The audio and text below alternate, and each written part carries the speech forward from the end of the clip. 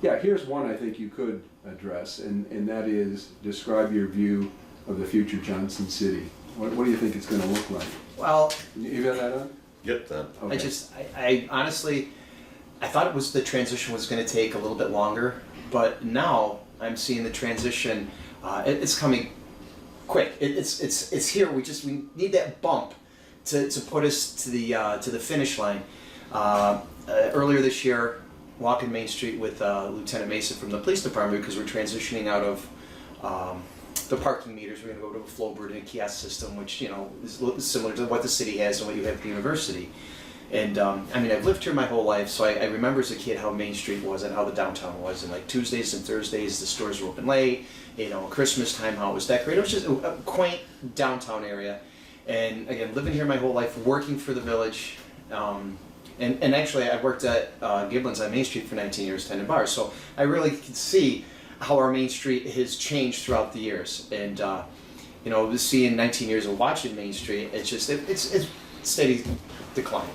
But again, when we were walking, doing the parking meters this year, where we're going to place our kiosks, I saw two people jogging. Not at the same time, and not that they were being chased. They were running for exercise, which I didn't see in a long time in Johnson City. People are choosing to live in the downtown area.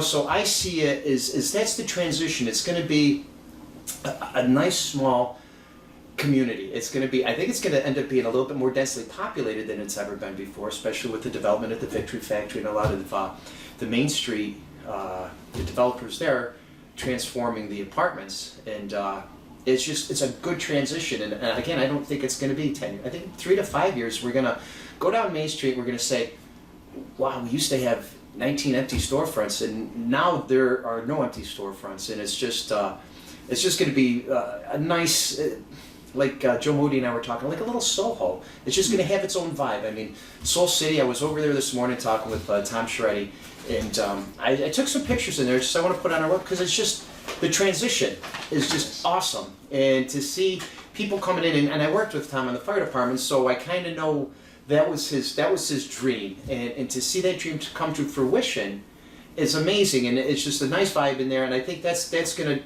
just spread down Main Street, and it's going to be awesome.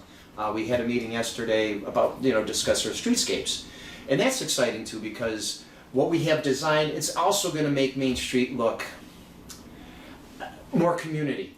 We're gonna have some bump outs, and hopefully some seating for the coffee shop and whoever else might want to have a restaurant or put some tables out there. And it's gonna shrink certain areas of Main Street, so it's not going to be like Route 17C. It's gonna feel home. It's gonna feel community. That's great. What if someone asked you, why should the state give you this $10 million? What would you say? Well, I think the state has got a lot invested in Johnson City right now. With the university, I know they're deeply invested in that, and with the development at Wilson Hospital and the Victory Factory, I mean, that's a triangle. And our DRI, if we see that DRI money come, that's just going to push us to where, that's the end game. That's going to give us the ability to help some of the smaller businesses start up and get moving. It's so important, and I think we're right. The timing is right because of all the activity that's going on. And it would push us to the end. I'm excited. I'm excited that we're doing this project. I've sat on the board for 6 years prior to being mayor, and we're finally at that right spot, because we discussed it before when I was a trustee, and we put a proposal out there, but we're just going to throw it out there and see what happens. But now the time is right. There's a lot going on, and it's just going to put us there. Good. I also think there's a nice linkage between you, the hospital, and the university, which doesn't always happen. No, we're fortunate. We're very fortunate, and it's, I guess, the DRI, the Health and Cultural District, and I can't leave out what's going on, with the Firehouse Theater and Nima Crajan and her project. Again, talking with her, it's just exciting. Christmas time, we're looking to expand where we're decorating for Christmas, which is going to be, again, going back to being a child, Main Street when you're a kid is big. And at Christmas time, it's exciting. There's just life, and there are people shopping, and I can see us transitioning back to that. I think you're going to see smaller shops coming into Main Street like we used to have because malls are on the way out. Except ours. Ours, we're actually seeing revitalization, but it's not a traditional mall in the sense. Retail is changing. Yes. And I think people are going to like the small shops. So I think that's also going to help our Main Street, is because I personally, I could look online, do I like it or not? I'm just tactile. I need to look at it. I need to feel it to see, oh yeah, this is nice. And I think that's where we're going to see small shops. And that's another thing we need to draw down is, restaurants are great. We've got a couple that, but with our foot traffic, people are going to want to walk around. And we're trying to be a little bit forward thinking. We're going to put some EV stations in.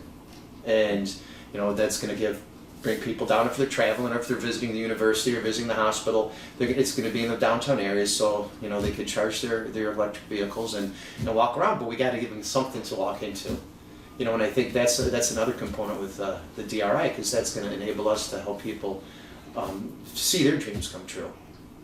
And being a firefighter, our thing, we work together. Many hands make light work, and that was our assistant chief, who was our training officer when I got hired. He instilled that in us, and we're trying to carry that as the village now. We're trying to carry that mantra forward, and with you guys partnering with us, Naima Crajan in the Goodwill, John Carrick over at UHS, it's going to make this lift a lot easier. And that's what we're appreciative of. Well, that's it. You've got this set of activities, but people are working together. Yes. I think that isn't the norm. Let's put it that way. Well, but we're trying to tell people, anybody that wants to come to Johnson City, yes, we're open for business. We want you to develop here, and we want to help you get to your end game. It's not like, oh, you can't do that. No, let's look and see what we can do to get you to the end.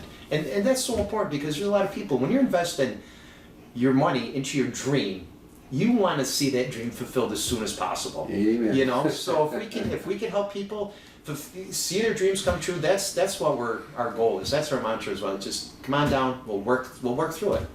We're not going to stifle you. We're going to help you. That's great. Yeah. Thank you for your time. Oh, you're very welcome, John.